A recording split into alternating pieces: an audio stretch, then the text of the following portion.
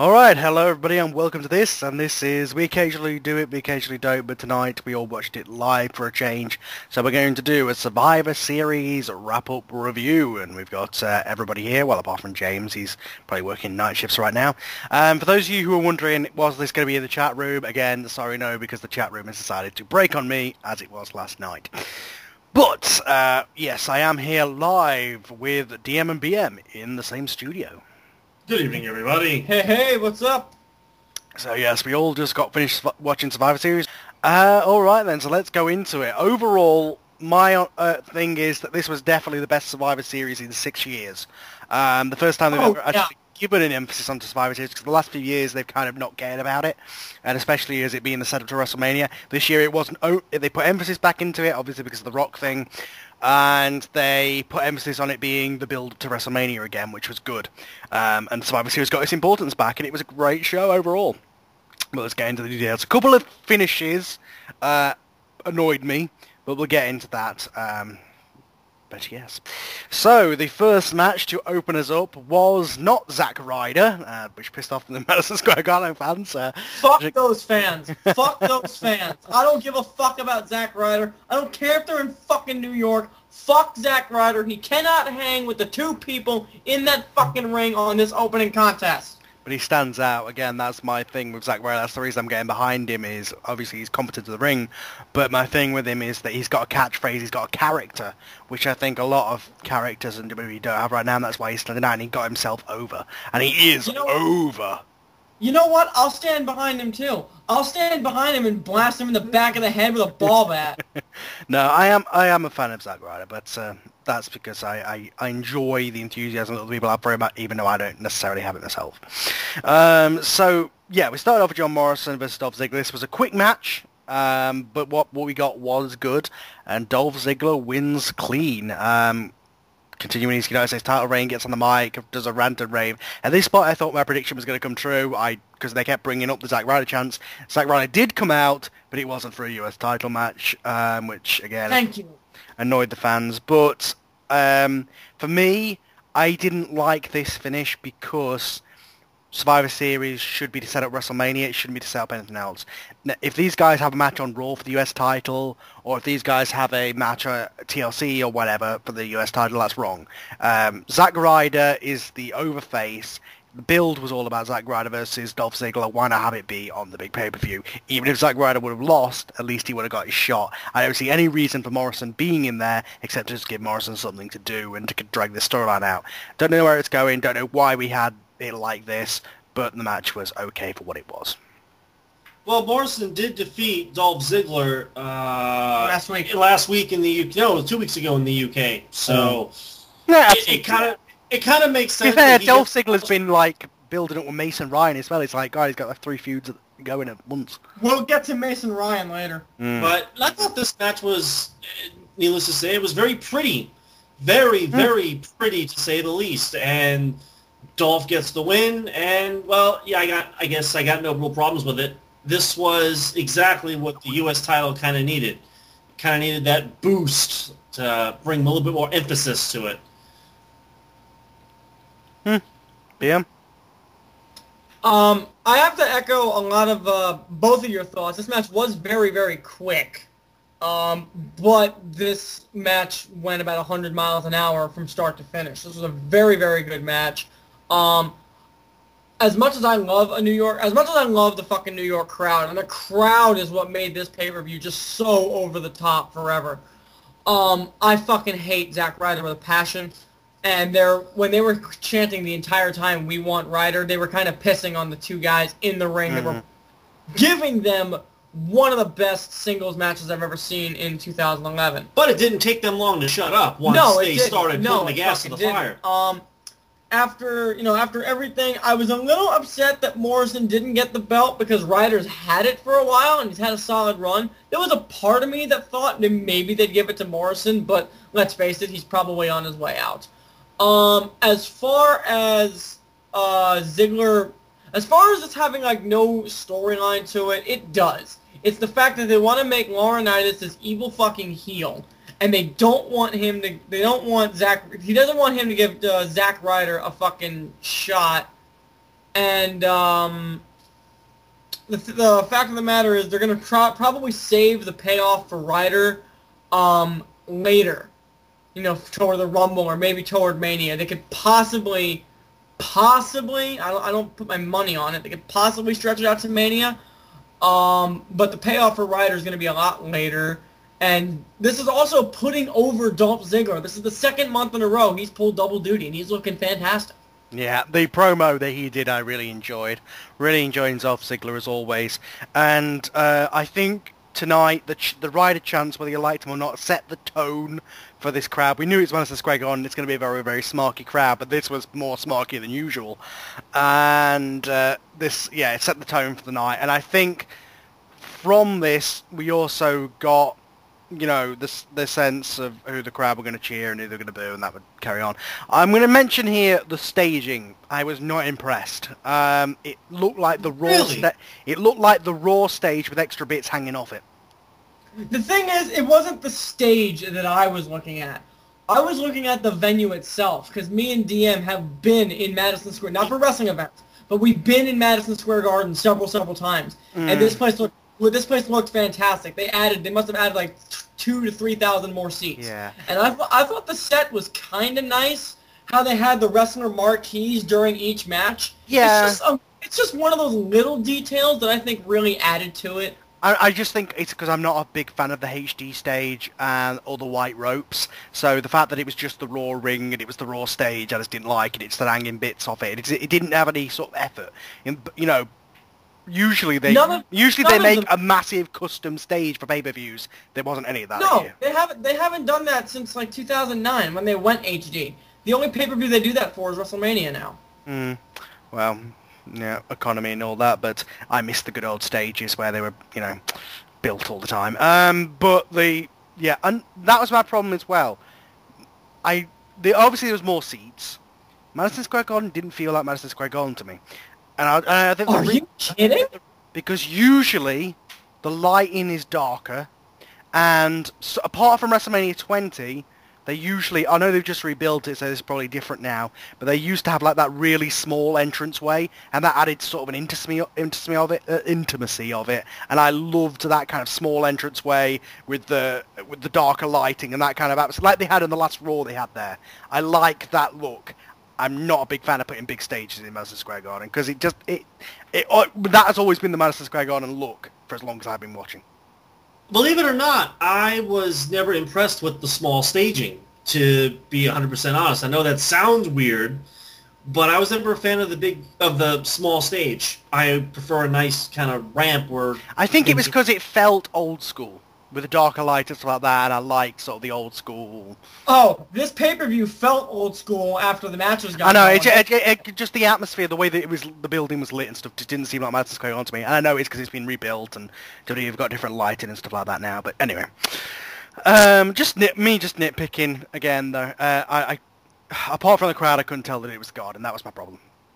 Alright then, so then we went on to the next match, which was the Divas match, which turned out to be a Lumberjill match at the last minute. This was added. Really good.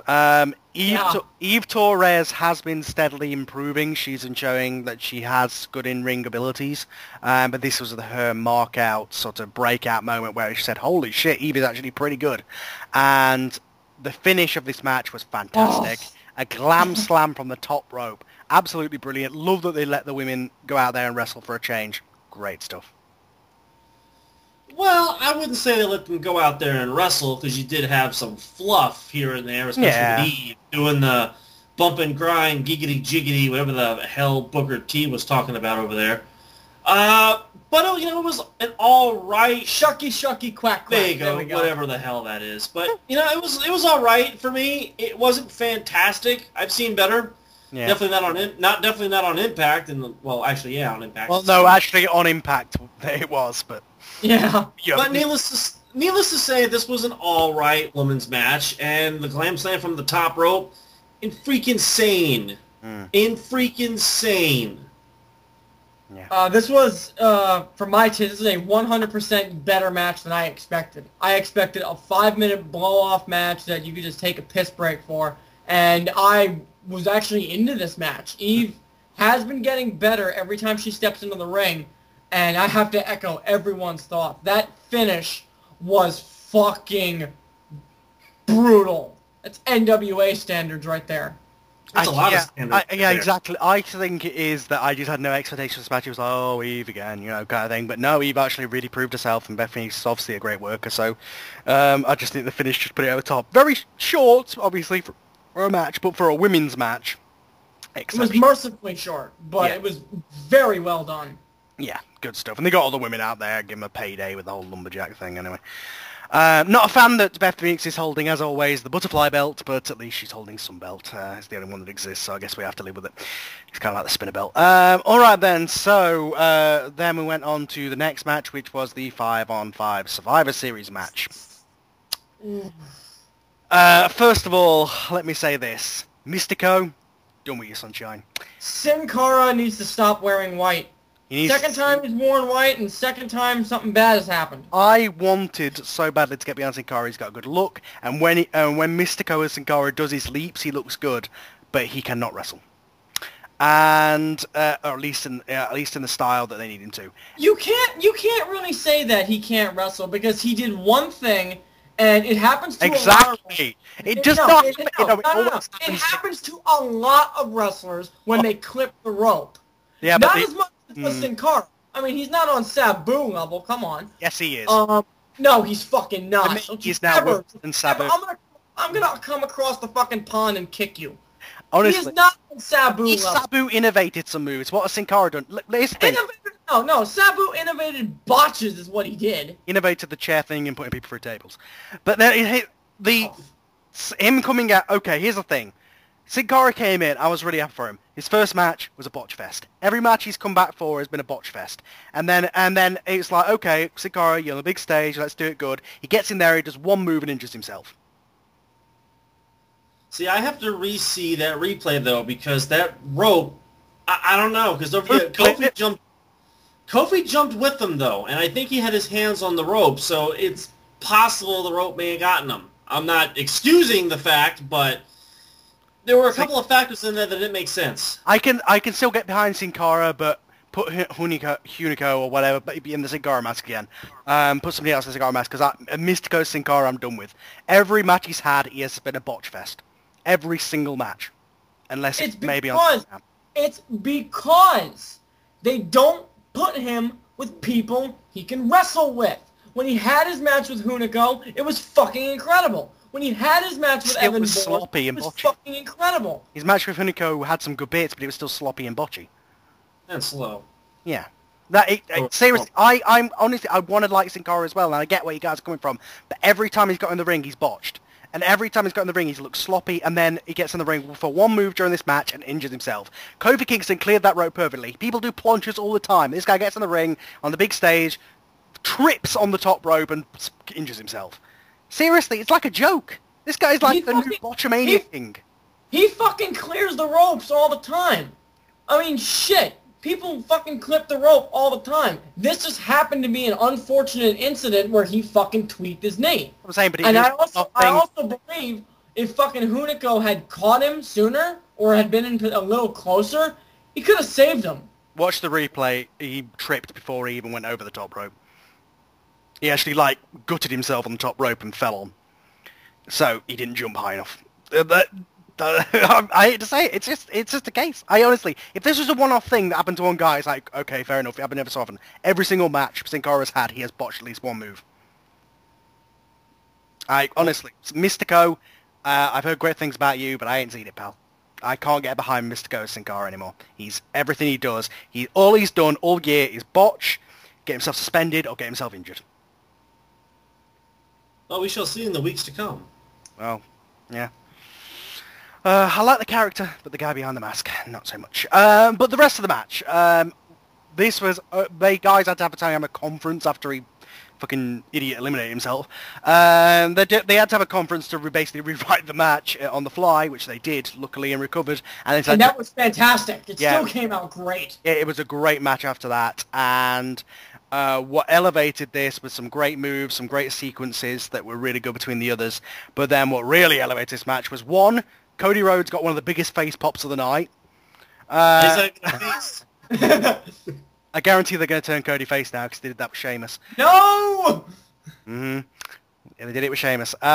So he gets a Cody chance, and Cody's playing to it, which kind of didn't help, but at least he didn't just shout, "Shut up" at them the whole time. That just makes it worse, Scott Steiner. But no, he gets a chance, but then I'm thinking, as soon as it gets down to Randy Orton versus 3, I'm thinking, oh god, they're going to do the Randy Orton runs the gauntlet thing, aren't they? I thought maybe, just maybe, he'd beat 2 of them and then Wade to get the waist slam. Now, as soon as he got the awesome RKO on Hunico, I was like, okay, here we go, he's going to eliminate Cody. No! Cody stays in, waist slam, 1, 2, 3. Not only does Wade Barrett beat Randy Orton, which is what I wanted as well as my prediction, but Cody Rhodes is also a sole survivor, putting those 2 guys over huge. There's one thing that really, really pissed me off in this match, and that was that Ziggler was eliminated in 2 minutes. I don't give a shit if he's already worked a match. He worked a tag team match last month, lost, and still beat Zack Ryder in a 15-minute match. Yeah. There was no excuse for Ziggler getting eliminated in 2-3 minutes. Well, it was Wonder Orton, so he had his Gatorade before his match. Everything else in this match was absolutely fantastic. The only thing is, I don't think Hunico impressed the MSG crowd. No. So, I mean, he had one chance to impress, and I'll be honest with you, I don't think Sin Cara did either. I don't think... To be fair, neither did Mason Ryan. Oh, God, I'll get to that. Oh, yeah, I forgot about that part. Cody beat Mason Ryan. Cody Rhodes beat fucking... And got clean! And got the biggest pop of the match. In his underwear. Keep in mind, Cody Rhodes, we love you, but don't wear white. I swear... Oh, no, speaking of underwear, I was like, why does Cody look... Since he took his mask off, I was like, why does Cody look more serious as wrestler now? He's got knee pads on! Finally, he doesn't look naked! Oh my god! No, but he's still wearing underwear, so... Well, so... But, and you know what? I already like the new theme with Cody Rhodes. I already like the new character. Holy shit! It sounds like a face theme, though. That's what I don't like. I know, but Cody Rhodes is the star of this fucking match. Period. Mm-hmm. And Mason Ryan and Hunico did not impress in Madison Square Garden. Mason Ryan is probably going to go away, thank God. And Hunico, they'll probably run with him because, damn it, they want him rip off TNA. Do it better than they're doing. Remix LAX thing. One of the quotes of the night comes from, I believe it was Michael Cole, who said, well, Sheamus is, from Ireland, and he was picked on that he had red hair and he was pale. But that's like saying a black guy in Harlem gets picked on because he's black. Just stupid commentary throughout the entire night. I tried to turn it off. I just tried to talk over it because I was with... Just stupid commentary. But as far as the match goes, Cody Rhodes is the new WWE champion in my eyes. Yes, please. He's earned it. Well, no, not WWE champion. He can't be WWE champion. I'll have him be world champion, but right now, I'm not having him be WWE champion. Fuck that shit. Well, at the rate WWE's going, that world title might be held up. We'll get to that. Yeah. And you know what? This really puts Wade Barrett over as well. Yeah. Barrett got a face pop coming out of MSG. Mm-hmm. Barrett got a fucking pop, and Barrett gets the win over Orton. And the only pop that Hunico got, Hunico, do your homework. Don't jump at Randy Orton. You could see it coming, the way they were positioned. Yeah. Like, okay, come on. But no, I'm really happy with the guys who won this match. I'm really happy that it's Wade Barrett, but I kind of think that should be where Daniel Bryan is. As much as the Money in the Bank thing they've been doing on SmackDown is better now, they're actually elevating him, I still think that this should be Daniel Bryan, because they've done what they should have done with Daniel Bryan. He's had win after win after win, and now he's just gone and beat a main event contender, so now he looks like a legitimate star in the main event. So I think that's what they should be doing with Bryan. I think the person that should be in Barrett's position right now is Cody Rhodes. I even said it. If Cody Rhodes wins, I'll shit. There's a brown stain in my chair. Mm-hmm. I would fucking like, oh my god, Cody Rhodes is still alive. I thought Wade might get the cheap win. I didn't think there'd be two Soul Survivors. That was awesome. That was my market moment of the night. Well, one of them anyway. Not mine. Yes. So then we get to the world title match. Now, first of all, for some reason we have like a horror movie recap of the ring breaking. I'm not sure what the fuck that was. Cole told us the ring imploded about 3 times. Why? I don't know. Oh, we were underwater 2 of those times. Yeah. But no, then we got to the match. The actual beginning of the match was slow and boring, but what do you expect? It's Mark Henry versus Big Show. Then you get a couple of good spots, which finally got the crowd back, which was the going through the barrier and the Mark Henry doing the Randy Savage / Shawn Michaels elbow. No, sorry, Big Show. Big Show. He also did a super kick, so I'm wondering... And an arm drag! I know, I was How like... the hell do you do an arm drag when you're 500 pounds? Big Show apparently was watching Shawn Michaels before this match. But no, that was obviously they got the crowd back with a big spot. But overall, it was kind of a boring match. But Mark Henry then gets himself disqualified, and then you're like, okay, so... You know what? This is how I explain the finish. The finish sucks unless you think of it like this. Mark Henry knew he couldn't beat Randy Savage, so he kicked him in the nuts. Yeah. We did drop him with that elbow. Yeah. I mean, it's a heelish thing to do. He saves his title. I so... know, but he's kind of, that hasn't been his character. He's kind of been a monster heel, but I guess it's the Big Show, so fair enough. But then, okay, so Big Show then knocks him out for it, and after Mark Henry goes for the Pillman Eyes again, but then he does the Pillman Eyes to Henry. And at that point I was like, the crowd chanting Daniel Bryan, and I'm like, I agree. Because now, and then it just ends, because Mark Henry gets stretched out or whatever. So, first of all, you had a DQ finish, whatever. A dealish thing to do, it was the undercard match, it didn't really matter. But then you do this knockout and then Pillman Eyes finish, and they've just done this whole build-up that's involved Daniel Bryan. I don't care about what WrestleMania, cash-in, whatever. This was the perfect opportunity to do it, especially considering Mark Henry was then injured. So what, are they going to have them vacate the title? So if he was going to have him vacate the title, why not you just have him drop it to Big Show or have Daniel Bryan cash in? That was the perfect opportunity to do the cash-in and for it to make sense, because now they could put Mark Henry on the shelf for, if they just vacate the title now, this is absolutely stupid. I'll tell you why they didn't cash in Money in the Bank. Because Mark Henry couldn't get up. And if he can't get up, can't start the match. That is the reason why they didn't do it. I guess. But my problem with this is if they just vacate the title now, stupid booking. Well, it all depends upon, the route they're going to go. I don't think cashing in at this particular moment would have... I just don't see Daniel Bryan doing that. You didn't see CM Punk doing that twice, and he did it, and it got over, and we loved it. Here's the thing, though. Daniel Bryan is a totally different caliber athlete than CM Punk is. I can't see him doing it, to be 100%. I can't even see him playing a heel, to be 100% honest. He could do a heel. I'm sure he could. I just don't I think actually it would benefit his career far more if he turned heel. I said this on Beyond the Mat the other day. I think it would benefit his career a hell of a lot more if he did. Because right now he's too clean. Too white meat. Mm-hmm. I didn't have too many problems with this match. I knew it was going to be slow, so I got exactly what I expected out of it. Madison Square Garden tore these guys apart. They tore them apart. This was almost as bad as Lesnar Goldberg, but you can't fault them. Marissa's telling us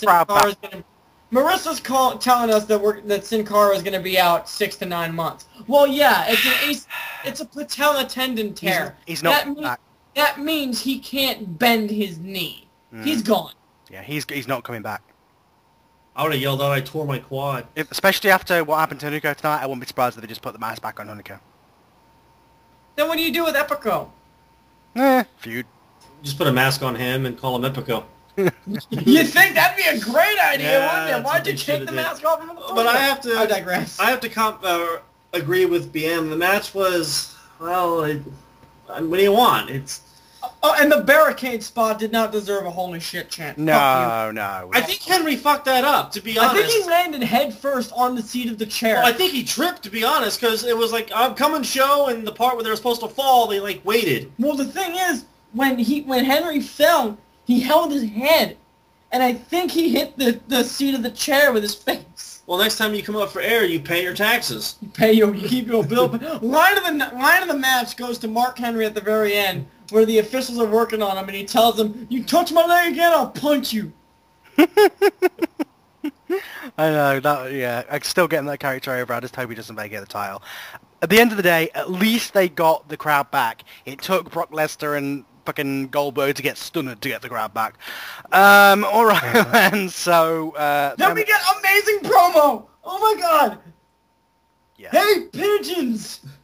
What? Again, this is just the, like, there's a thing with R-Truth's promos when they're good. He out-Steinered Rick Steiner! Scott Steiner! He out-Steinered Steiner! Yeah, when R-Truth's promos are good, they're bad, if that makes sense, because you just like end up going, what? Like he just starts going on about how pigeons were looking at the poster, and all they do is pigeons, and all they do is crap. So the crap's gonna get got. Who cares? Who cares? All I have to say is, first of all, Miz and Truth have some serious balls. Wade Barrett could have dropped them both in a heartbeat. Holy shit! He beat Randy Orton. Yeah, Jesus Christ, twice he beat Randy Orton. And R-Truth, oh my god, he out-Steinered Steiner, he out-Nashed Nash. The only person that he could possibly lose to in a microphone battle is CM Punk. And of course, stop wanting me! Yeah. Of course, MSG's gonna want him even louder, but damn! R-Truth cuts the best promo of the night. Sorry, Rock, but you've been upstaged by a black man. It's like the Ultimate Warrior, but if it was deliberate, in a way. Well, yeah. But yeah. So then we get the match of the night, by far. Technical match of the night. I knew this was going to be good. Obviously, these two are two fantastic wrestlers.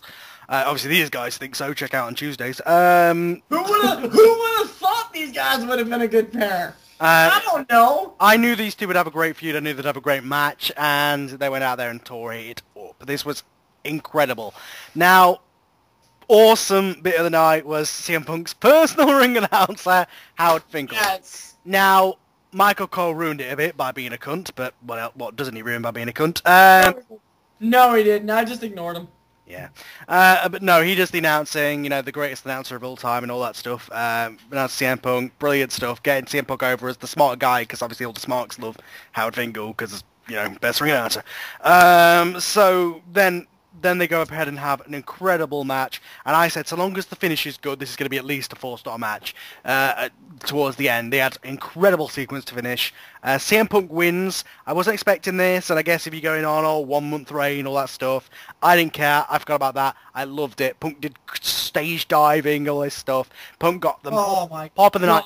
This is where I was like, and this is why they should turn Cena heel. Because when people have said that before, they didn't have anybody to replace him. CM Punk gets the reaction that WWE wants Cena to get. And he gets it from a different demographic.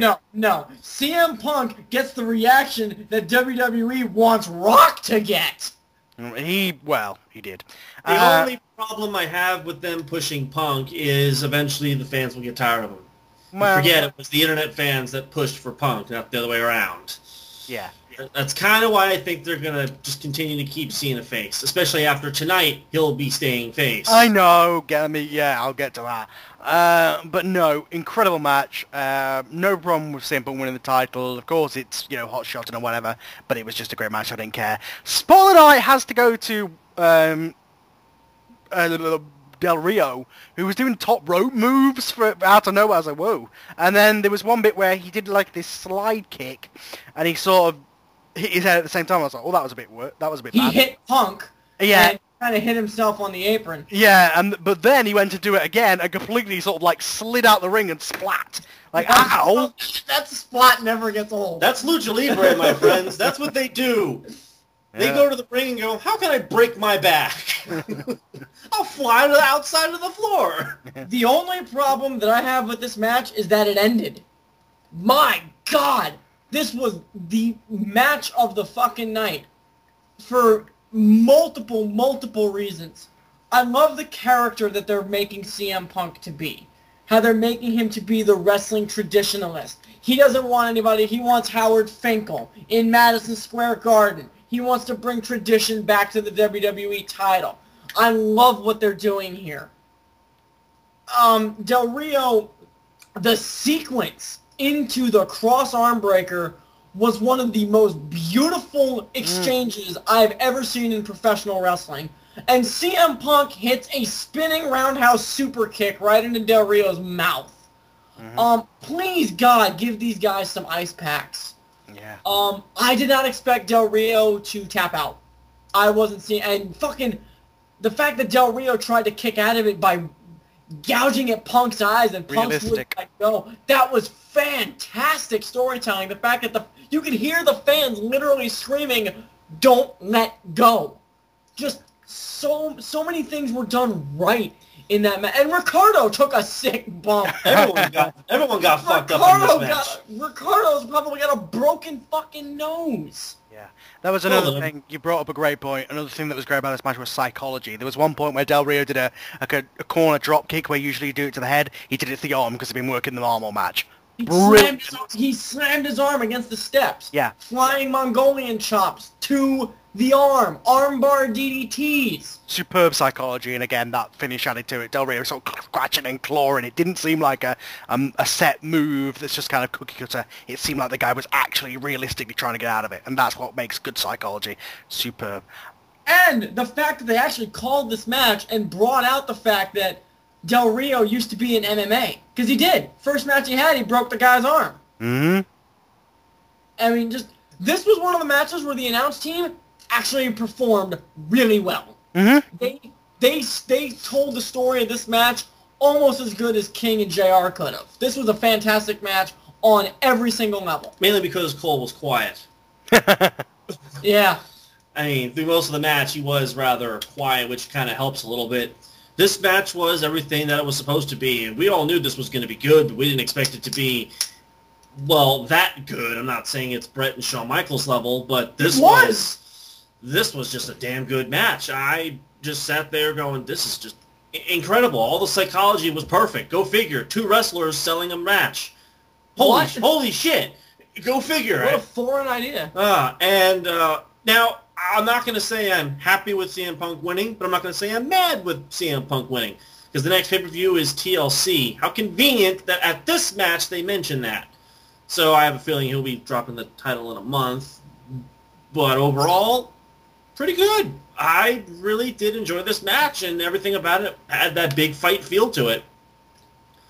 It totally blew the main event out of the water. Was it just me? Or, well, other than the fucking roller coaster that this match put the fans on, did this match seem stiff? Yeah. They kicked the shit out of each other. God I did a bit. At one point, I think Cody got busted open the whole bone on his eyebrows.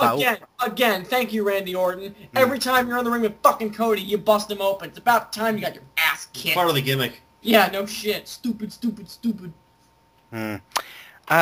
All right then, so then we get to the main event, the tag match that definitely had the atmosphere that made it the main event, no matter what people can say about it.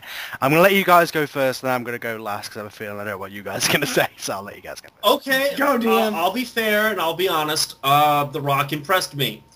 And then 2 minutes later, he was done. That says a lot about The Rock. It was all right for what it was worth. I think there was a lot of look what I can do, no look what I can do, kind of bickering back and forth between two, which is good for storyline. And the tag match itself was, it was okay. We were all expecting a screw job. It didn't happen. We were all expecting some kind of shenanigans. It didn't happen. Damn it. And The Rock forgot to sell that his arm was hurt. Damn it. So, again, that's another reason why we don't really care for him.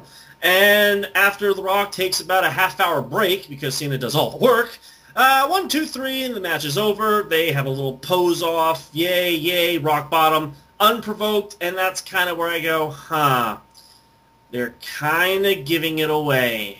And that's where WWE needs to stop. I had no problem with Rock getting the win. I had no problem with Cena doing all the work because it was going to happen. But they gave it away. They gave the ending away. And that's where... It didn't let the air out of the match out, but it was unneeded. It was unnecessary. Just let Cena get the boos, let Rock get the cheers, and I think Punk got louder cheers. I don't know for sure. No, he didn't. It was about the same.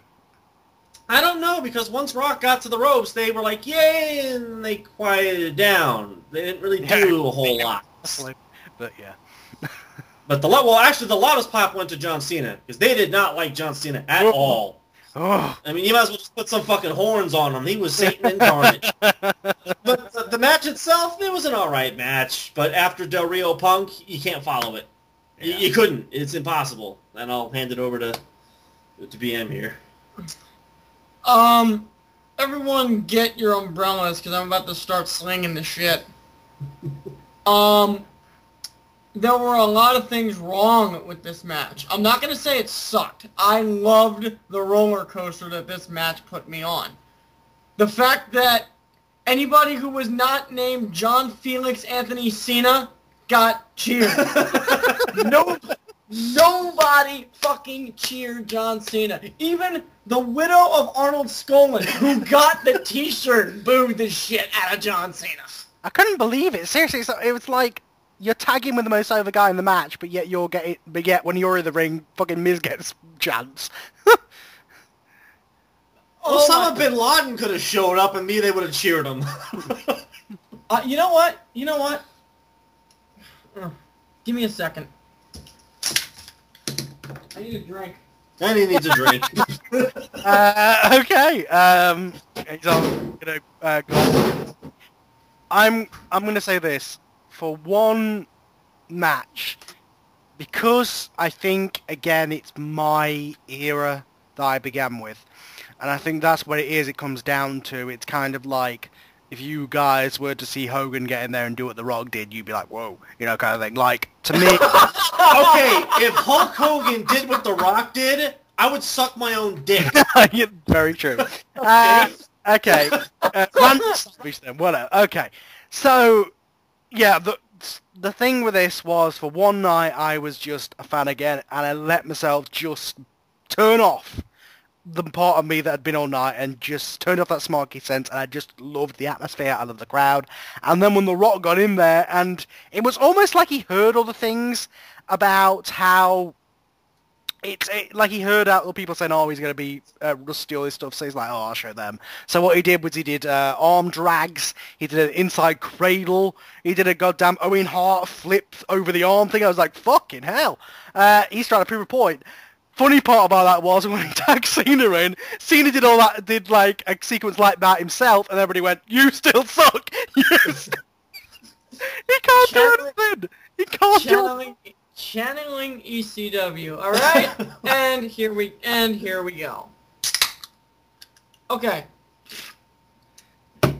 First problem I have with this fucking match is the fact that fucking Rock performed for 4 minutes. He's in great shape. He looked good. He has the crowd in his hands. His microphone skills are still top notch. He can wrestle. He fucking went out there and performed like I've never seen The Rock perform before. I was impressed. Where was this Rock in 1998 to 2002? Then he tags in Cena after 3.5 to 4 minutes. Why? You can still fucking go. Just fucking perform. Make those fans pop boners in the seats. Just fucking let them... No, of course you don't. Fuck you, Rock. Number 2. When The Miz is the star of the fucking match, you know something's wrong. The Miz should not be the number 1 guy in any match that Dwayne is in. And the fact that fucking R-Truth got pops for screaming at little children. The ending of this match sucked. I called it 3 minutes before it happened. I'm like, okay. And by the way, The Rock, you still can't do a fucking sharpshooter. Please stop doing it. By the way, so did Booker T on commentary. Booker, shush. Oh yeah. Oh. Ooh. Fucking after fucking R-Truth hit the little Jimmy finale thing, whatever the fuck he does, Cena hits R-Truth with probably the worst spear I've ever seen. Goldberg and Edge are probably... Goldberg is ripping his beard hair out. That's why The Rock has it. And yeah, that's why The Rock has a beard. And fucking Edge is punching himself in the neck, trying to paralyze himself, so he doesn't have to turn, so he doesn't have to see this again. Then I'm saying this is what's gonna happen. Spine busters to the people's elbow to the 1, 2, 3. That's exactly what fucking happens. 3 minutes before it fucking happens, no less. Where's the fucking rock bottom? That's your goddamn finisher. Oh, he does it on R-Truth so he can roll out of the ring. And The Rock had to get every single one of his signatures in without doing too much more than his signatures. He didn't do any wrestling outside of the fucking arm drag and the grapevine crucifix. I mean, come on. This was classic fucking Rock, and he had the ability, and he still has it. He still can go, but he chose not to because that's not in his fucking contract. The only thing I can say to counter that is it might be kind of a, hey, you saw how good he wrestled tonight? Wait till Mania when he has to wrestle. Yeah, they don't want to show. They don't want to show their whole cards. I mean, that's what they might be going for. And like I said, I'm not a big fan of The Rock outside of the ring, but in the ring, he's still a good performer. I just wish he could wrestle like that again. I mean, Jesus Christ. That was I'm not going to lie. He was channeling fucking Ricky Steamboat there. That was impressive. I am not going to lie. I was very impressed. I just wish he stayed in longer and actually fucking wrestled. But, you know, it's WWE logic. And my main thing, and I'm sure Carl's going to mention this too, was did he have to hit Cena with the rock bottom? There was no need for it. It didn't really... I'll get on to that. It didn't fit. I'll get on to that when I get to the end. But Rock gets the win. Rock steals the spotlight. Yeah, Rock, you don't deserve this fucking spotlight. You've had your time. Pass your fucking torch. When Austin passes the torch to Cena, you should realize, hey, maybe I have been phased out. You know, maybe... No, it's coming, but... So then, you know, I love what they did here. How they had Cena and Rock go to the top rope. Cena goes to the top. He gets booed. He gets booed like he's a terrorist. Rock goes to the top rope. He gets cheered like he's fucking God. So Cena goes up again, and Rock says, no, you fucking asshole. Listen, this is how you do it. And, you know, all that kind of shit. And then Cena goes to leave. Cena's the bigger man here, and Rock hits him with an unprovoked Rock fucking bottom. Yeah, way to be a bigger man, Rock. And not only that, Rock and Cena shouldn't have won. This does nothing for Rock and Cena other than to stroke their own dicks. I know that everyone's going to say, oh, Miz and Truth are not going to recover from this. They don't have to. Rock's out the door tomorrow. Tune in to Raw tomorrow. Yeah, Rock won't be there. So yeah, the psychology of the match sucked.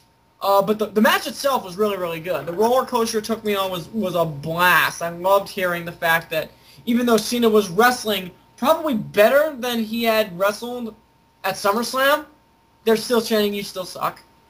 Which is kind of funny because this is the same crowd that loved John Cena when he came back at the Royal Rumble. Well, that was 4 years ago, so I think it was. Oh, yeah, almost. And then just... They had the perfect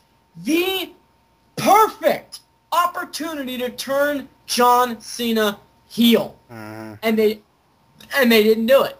I don't think there's a need for him to turn heel to be after CM Punk's pop.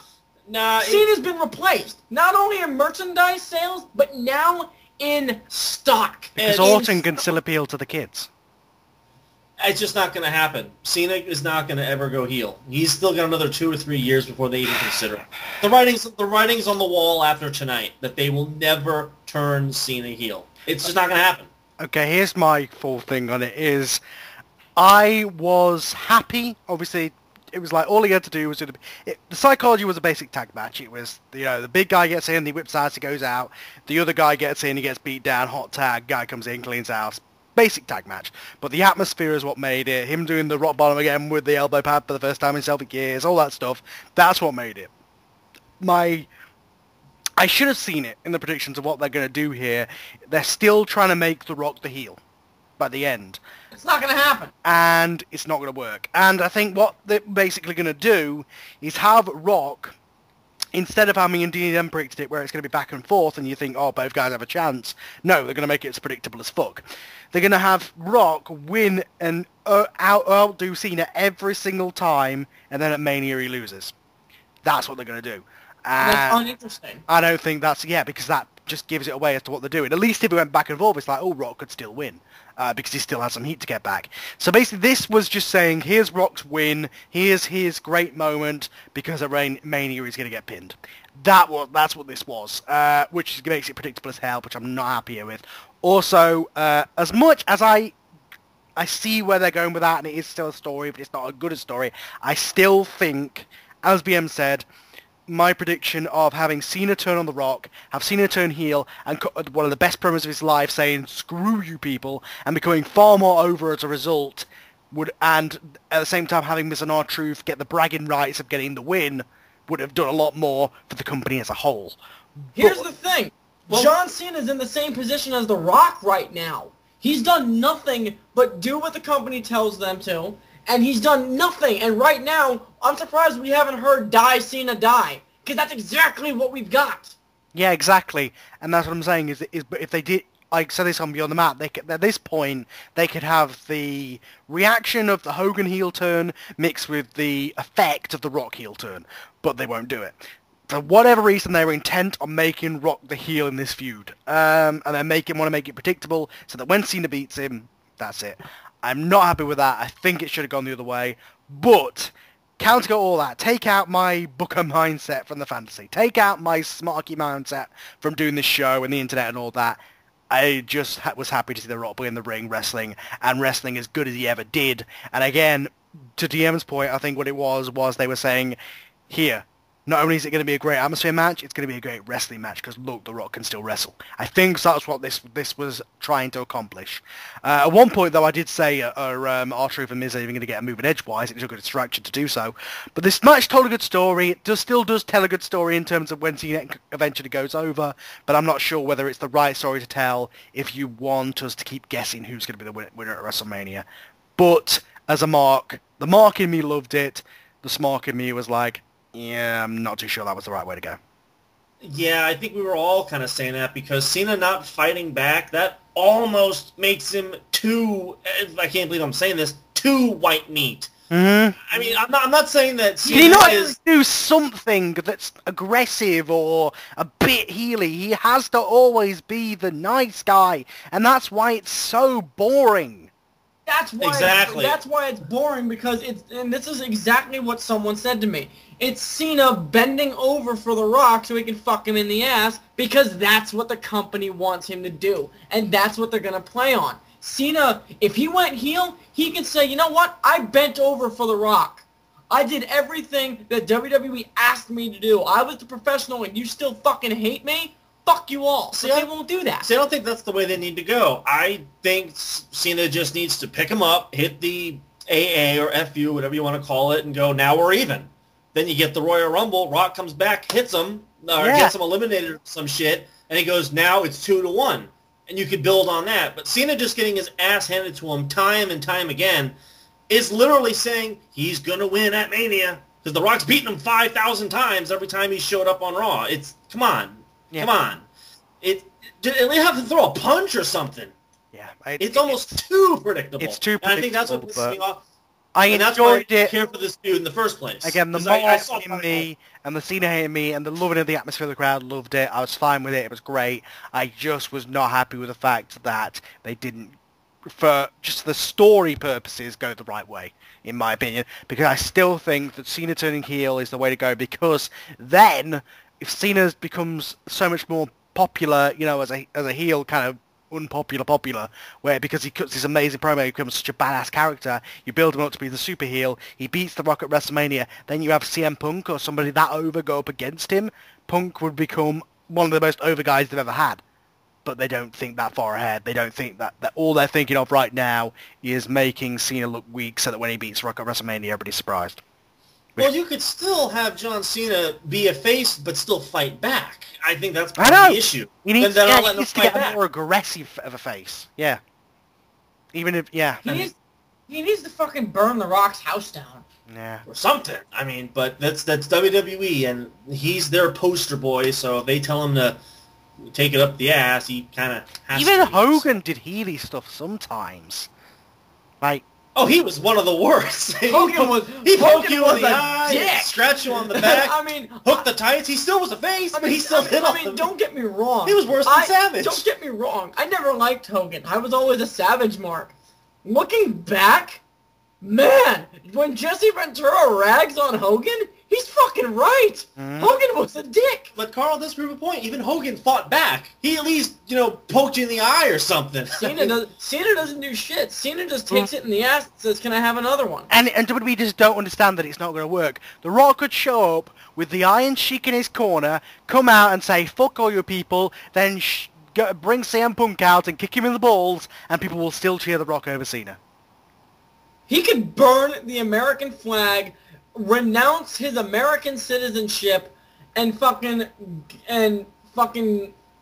just whatever. He could be like, what I'm about to do right now is gonna be the worst thing that happened to America since 9/11, and they'll still cheer him. I'd sure love to see the Sheik go on Raw. They're more interested in doing Rock vs. Hogan 2 than they are capitalizing on what could be the two greatest heel characters that they could ever have. These two guys, both of them have the material here with the fans, with the reactions, with the way that they are, to be two of the best heel characters they've ever had. The Rock could be the Hollywood Rock again, see my fantasy for that, and just use that and say, show up for like 1 minute, do a rock bottom and say, that's all I need to do, and walk off. That would get him over super as heel. Cena could say, fuck you all, done to me. When he did that to Mick Foley, I thought that's all we were going to see. Exactly. If they use that, they could have two of the best heel characters they ever have, but they're more interested in having that face versus face thing, and just having Cena going over and passing the torch and all that stuff. Fair enough, whatever, but that's still... It's just not the way that I would do it. Yeah, what I'm about to say is going to piss off a lot of people, especially after what just came out on Friday. But it's starting to turn out to be Edward versus Jacob. I'm really starting to see the writing on the wall. Oh, God. I don't get the reference. Oh. It's the Twilight reference. Oh. Come on, look at it. One sits there and takes it, and the other one is all pissed off and angry. Come on, it's right there. It's Edward versus Jacob. It's Twilight for kids. Yeah. Oh my God. I'm sorry. I didn't mean to offend. Actually, yeah, I did. Where the fuck am I kidding? Yeah. I was gonna say you didn't mean to offend the Twilight fans, or the Cena fans. At least we could say, irregardless of everything, this was still a damn good pay-per-view. Oh yeah, absolutely. No matter what you think of the way they did it, it was incredible. Me and a friend were watching. I was watching in the chat room with everybody who was there. Yeah, those of you need to come to the chat room. It got pretty racist in there. Oh my God. When we go off the air, or when we do Nitro or whatever, I'll say some of the shit that we said. But for those who are in the chat room, thank you for joining us. But I was also chatting back and forth with a Facebook friend, and this wasn't a live chat. No, this was a comment.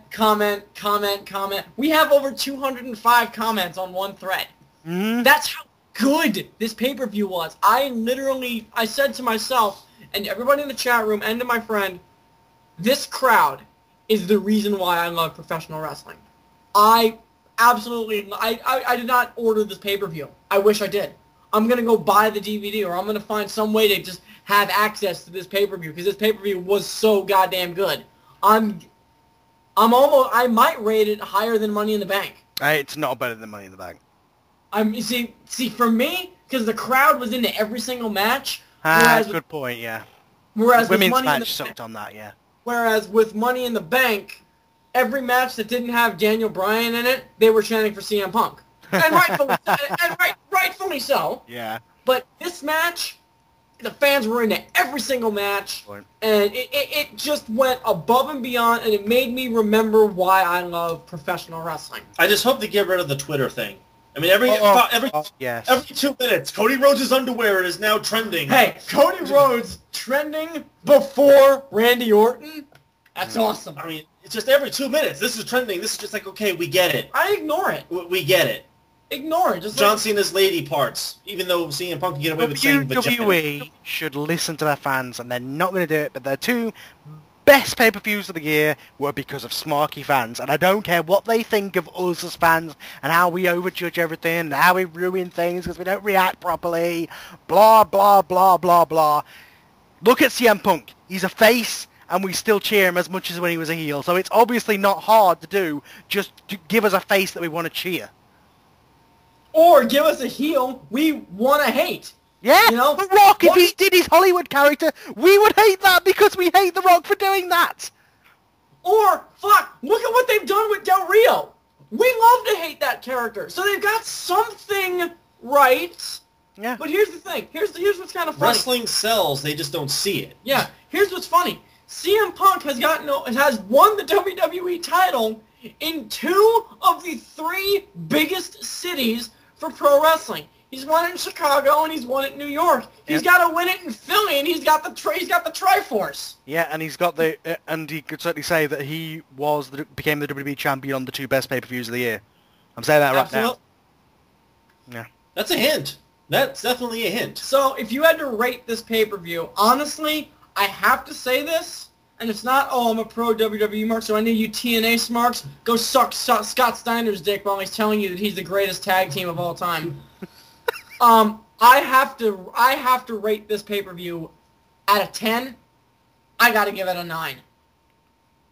This pay-per-view was for my money, fantastic. I'm a little more critical. I'll give it 7.5, mainly because I expected more out of the women's match. I really did. And I expected more, and I can't believe I'm saying this, but I expected more out of Big Show and Henry, solely on the fact that the last match they had was actually really good. Yeah, they could have done something like, I still don't understand what they're doing with the self-vacating thing, and there's so many things they could have done there. They could have had Kane come back. They could have...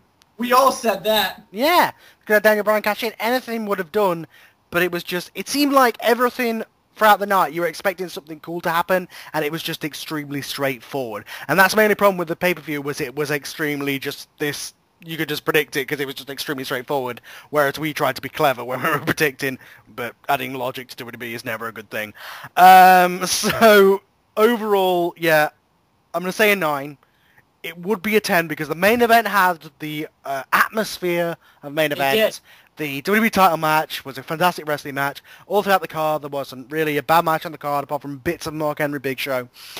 Really good stuff. It was just the fact that so much more could have happened than did happen, and everything was very straightforward. It was almost like a WrestleMania without the WrestleMania thing, where all the bases go over.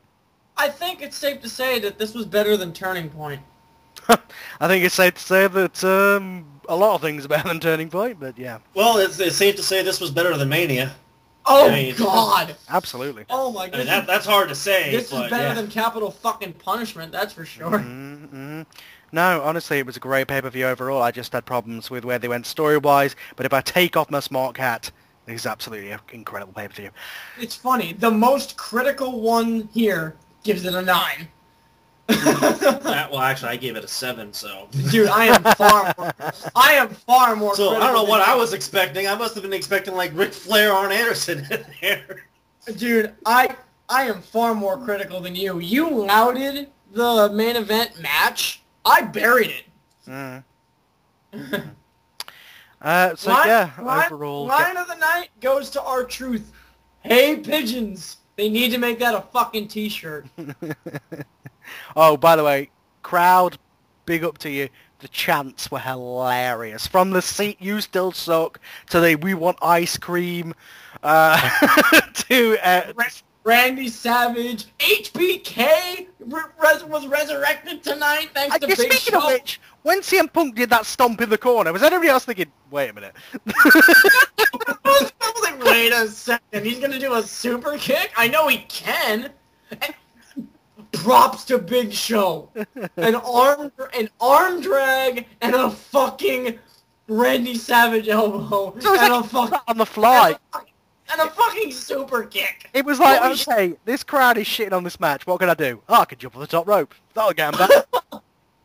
I was honestly expecting a flying headbutt, but I go, he's not going to do that. I mean, they will... Oh, no. I mean, they already brought one dead guy into it. They might as well do the other one. I'll be honest with you. I thought the ropes were going to snap because I said, wait, these aren't WCW ropes. These aren't the steel cables. These are real ropes. Yeah. They're going to snap. But no, I was very, very surprised. Try to do a people's elbow without a top rope. Yeah. So, overall, an incredible pay-per-view. Check it out, certainly, if only to see The Rock actually getting in there and wrestling for the first time in 7 years. Alright, folks, that'll do it. Catch you later.